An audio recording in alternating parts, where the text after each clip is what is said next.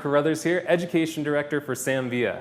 We're doing a little video series for you to explain some of the most important parts that we feel go into creating great haircuts. First, we talked about elevation, which is our up and down movement within hair. Then we talked about over-direction, which is our second element, and that is the front to back or side to side movement within the hair.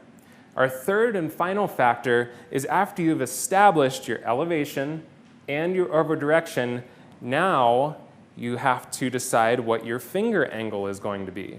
This finger angle is extremely important because it creates depth within your shape. So let's say I've taken my section and I have my section at 90 degrees horizontal with the floor, flat with the floor. If I come in and I keep my finger angle perpendicular to the hair, I'm going to have an even line top to bottom there. If I change my direction here with my finger angle and pull my knuckles out away from the head, my fingertips in towards the head, think of it kind of like a pool, a shallow end and a deep end. My shallow end is going to be where my fingers are closest to the head shape. My deep end is going to be where my fingers are farthest away from the head shape. So if I want more fullness towards the ends, I use this type of finger angle diagonally away from the head shape. Now let's say I want to go the opposite. I could then change that same 90 degrees horizontal elevation, and I could change that into where I'm actually building weight towards the top of the head simply by adjusting my finger angle into a diagonal where now my knuckles are closer to the head shape and my fingertips are farther away. So again, think of it that pool analogy. The bottom edge here is my shallow end.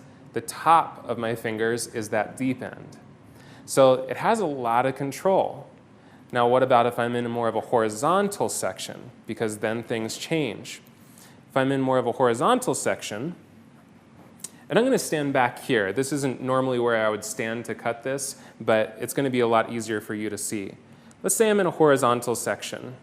Let's say I have kind of a low elevation because I want to keep my weight build up towards the top of the head. And my over direction is just coming out just from the natural movement of the head. I can have all of these elements, and if I cut again perpendicular to the hair, it's going to stay even and flow with the head shape. Now what if I want to have this exact same setup of elevation and over direction, but I want the depth to go towards the face? I shift into a diagonal finger angle that creates shorter in the back to longer in the front. Now my shallow end of the pool is back here. My deep end of the pool is towards the front. Let's say I want it the opposite way. Let's say I want depth to fall towards the back of the head. I can do the exact same thing.